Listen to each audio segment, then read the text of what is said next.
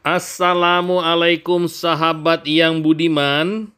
Kali ini kita bicara mengenai sejarah. Saat ini kita akan menceritakan buku yang menarik berjudul Nusantara, A History of Indonesia, karangan Bernard H. M. Flekke. Kita masih membicarakan Fajar Sejarah Indonesia atau bab 1 di bagian keempat. Kita akan melihat pengaruh agama Hindu yang masuk ke Nusantara. Prasasti tertua di Indonesia berasal dari awal abad ke-5. Ditemukan di Kalimantan Timur di tempat bernama Muara Kaman, 150 km ke hulu Sungai Mahakam. Muara Kaman kini suatu desa yang agak terbengkalai di tengah rawa dan hutan. Daerah itu berpenduduk jarang.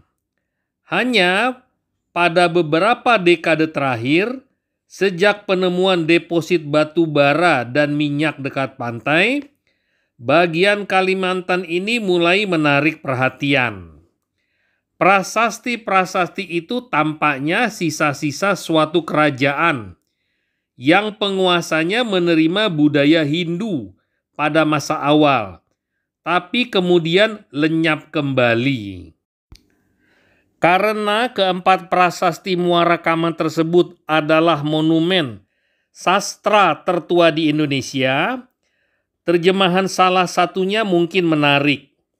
Raja Kudungga yang mulia yang terkenal itu punya seorang putra, Akwawarman yang masyhur itu, pendiri dinasti yang sebanding dengan Amkuman.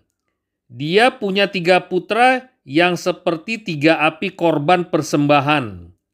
Yang paling sakti, yang masyhur karena kekuatan berpantangnya dan karena penguasaan dirinya, adalah yang mulia Mulawarman, tuan dan raja, memberikan persembahan berupa banyak emas.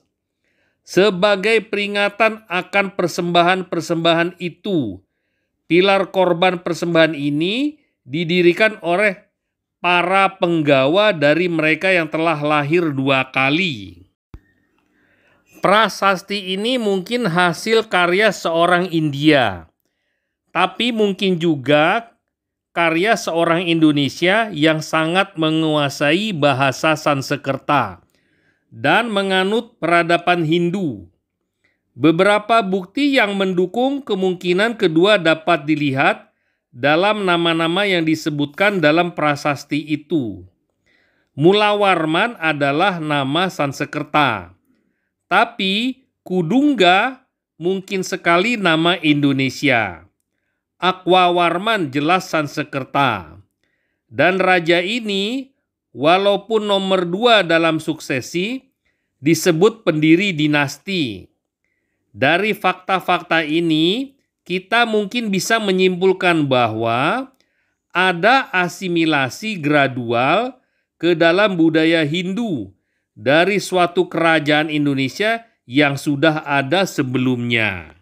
Bukti mengenai agama orang Indonesia kuno yang diberikan prasasti-prasasti ini jauh lebih menarik daripada silsilah raja-raja mereka. Penyebutan pilar korban persembahan menunjukkan adanya kebiasaan mengorbankan hewan kepada dewa. Tapi pilar korban persembahan sangat jarang di India dan biasa ada sebagai bagian dari kultus-kultus Indonesia kuno.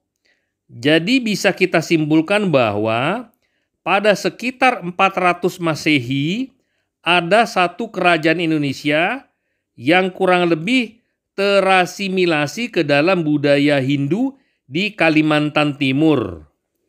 Pastilah ada kerajaan-kerajaan lain dengan kondisi seperti ini di Kepulauan Indonesia pada waktu itu. Sebuah batu di kaki pegunungan di selatan Jakarta memperlihatkan pada kita satu prasasti indah yang jelas ditulis dengan huruf-huruf yang terdesain. Prasasti itu dipahatkan pada batu itu di samping cetakan dua kaki manusia. Yang dikatakan adalah jejak kaki penguasa besar Purnawarman yang ternama, Raja Taruma, yang telapak kakinya seperti milik Wisnu. Tidak jauh dari tempat ini, gajah raja itu juga meninggalkan jejak kakinya. Cetakan kedua kaki raja ini disertai bahasa yang agak mengancam. Kaki pelindung ternama yang setia pada tanggung jawabnya ini. Raja tiada banding, yang mulia Purnawarman, yang sebelumnya memerintah atas Taruma, bisa menginjak-injak kota-kota musuh-musuhnya dan memberi bantuan kepada sekutu-sekutunya yang setia.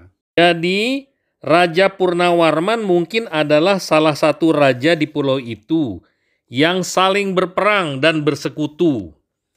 Nama raja yang sama ditemukan pada teks pada periode yang sama. Dipahami secara harfiah, teks itu menyatakan Purnawarman sebagai pembangun karya irigasi publik tertua yang kita kenal di Jawa. Prasasti itu mengatakan bahwa dengan perintah raja, satu kanal dibangun dan diselesaikan dalam 21 hari, walaupun panjangnya lebih dari 10 km. Tapi mungkin saja yang dibangun bukan benar-benar kanal. Air memainkan peran penting dalam mitologi Jawa. Dan dalam hal ini, maknanya mungkin adalah pemisahan. Kita akan lihat bahwa penafsiran naskah-naskah Jawa memuat banyak teka-teki seperti ini. Jadi, bukti paling tua pada sejarah Indonesia yang kita miliki jelas menunjuk pada keberadaan ciri-ciri asli yang kuat dalam budaya Hindu Indonesia. Ketika orang India pertama menetap di Kepulauan Indonesia, mereka tidak berjumpa dengan orang-orang yang tidak beradab, yang bisa dengan seenaknya mereka cekoki dengan budaya mereka sendiri. Ini menimbulkan masalah tentang asal-usul dan evolusi kontak budaya India-Indonesia pada awalnya, yang mungkin bisa dianggap masalah penting dalam sejarah Indonesia.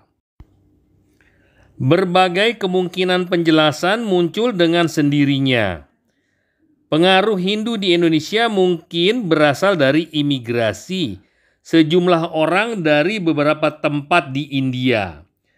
Tapi bagaimana fitrah dan sebab emigrasi India ini? Dapat diasumsikan bahwa pada abad-abad pertama Tarikh Masehi ini terjadi ledakan ekspansionisme India yang tiba-tiba. Kalau begitu, armada besar dari satu atau lebih negara di India dan dikemudikan oleh pelaut, prajurit, pendeta, dan tukang ahli pasti berlayar ke kepulauan di timur ini untuk menaklukkan penduduk asli, mendirikan negara baru, dan membangun kota-kota baru. Tapi susah membayangkan bahwa India melakukan hal ini pada masa yang begitu awal. Mirip dengan ekspedisi-ekspedisi Spanyol pada abad ke-16. Dapat disimpulkan bahwa raja-raja India yang disingkirkan dari tanah leluhur mereka oleh musuh melarikan diri menyeberang laut dengan pengikut-pengikut mereka untuk berlindung di negeri jauh. Di wilayah ini, mereka membangun kembali lingkungan tempat asal mereka, negara dan kota mereka, dengan candi-candi, praktik dan ajaran keagamaan yang dianut kultus mereka. Teori-teori ini tampaknya terlalu jauh dari kenyataan. Tidak ada raja India yang mencatat kemenangan seperti itu, atau rencananya untuk melakukan penaklukan. Meskipun jika dia berhasil melakukannya, dia mungkin akan mencatatnya. karena pastilah dia tidak akan lalai mempersembahkan korban kepada dewa-dewa untuk memperoleh bantuan mereka sebelum berlayar ke kepulauan di timur. Tesis penaklukan dengan kekuatan senjata tidak menjelaskan keberadaan unsur-unsur Indonesia yang penting dalam komunitas budaya Hindu Indonesia tertua. Hipotesis lain menolak konsep transfer budaya dengan penaklukan dan menyatakan bahwa penyebaran budaya Hindu dilakukan oleh pelaut dan pedagang India yang berkunjung. Salah satu penolakan yang paling berbobot terhadap hipotesis ini ialah bahwa pusat-pusat peradaban Hindu Indonesia yang lebih penting berada di daerah-daerah pedalaman yang tidak mudah dicapai dari pantai. Kita dapat berasumsi dengan kuat bahwa pedagang dari India bagian selatan dan mereka sangat terkenal di antara pendatang-pendatang pertama ke dunia kepulauan Indonesia. Berbahasa Tamil dan walaupun mungkin mereka kenal sedikit Sanskerta atau yang waktu itu telah menjadi bahasa suci bahkan di India bagian utara. Pengetahuan yang terbatas ini sulit menghasilkan masuknya begitu banyak kata Sanskerta ke dalam bahasa Jawa.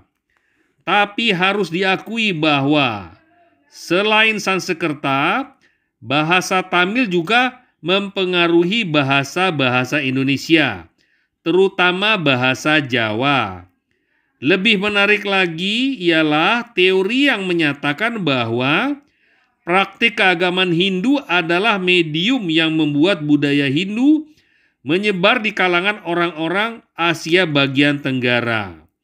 Dengan demikian, teori-teori yang lebih baru menyebutkan evolusi budaya orang-orang ini mengikuti garis-garis berikut. Penyebaran peradaban Hindu pasti merupakan suatu proses yang sangat lambat. Relik-relik Hindu paling tua yang ditemukan di Asia Tenggara diperoleh di antara sisa-sisa permukiman Neolitik. Ini menunjukkan bahwa kunjungan dari waktu ke waktu ke wilayah itu dilakukan oleh pedagang dari India yang membawa hadiah kepada penguasa-penguasa setempat dengan harapan memperoleh balasan dalam bentuk barang yang langka dan berharga. Kunjungan-kunjungan ini mungkin terjadi dalam tenggang waktu lama, mungkin hanya sekali tiap beberapa tahun. Orang Indonesia mungkin juga berperan aktif dan berlayar ke India dengan inisiatif sendiri. Orang-orang ini yang pada zaman tersebut atau setelah itu berlayar ke Madagaskar yang jauh dan yang tetap terkenal sebagai pelaut ulung sepanjang sejarah mereka, pastilah tidak mengalami kesulitan besar dalam melayarkan kapal mereka dari Sumatera ke Benggala atau pantai Coromandel. Kontak dengan India membuat orang Indonesia menyadari pencapaian budaya Hindu. Pemahaman yang meningkat akan status raja-raja India yang lebih berkuasa mungkin membangkitkan keinginan untuk menyamainya.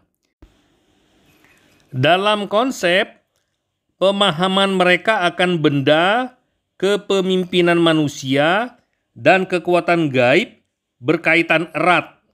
Kalau mereka menginginkan status superior raja-raja India, mereka harus memperoleh ilmu gaib yang menjadi sumber kekuatan gaib para raja itu.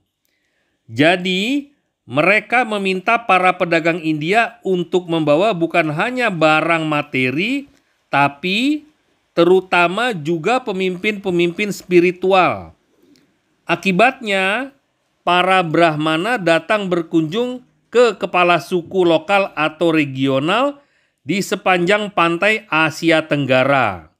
Dan merekalah yang mendirikan monumen-monumen pertama dengan gaya India dan mengarang prasasti-prasasti pertama dalam bahasa Sanskerta yang awalnya asing, yang ditempatkan di pantai Sulawesi, atau Kalimantan.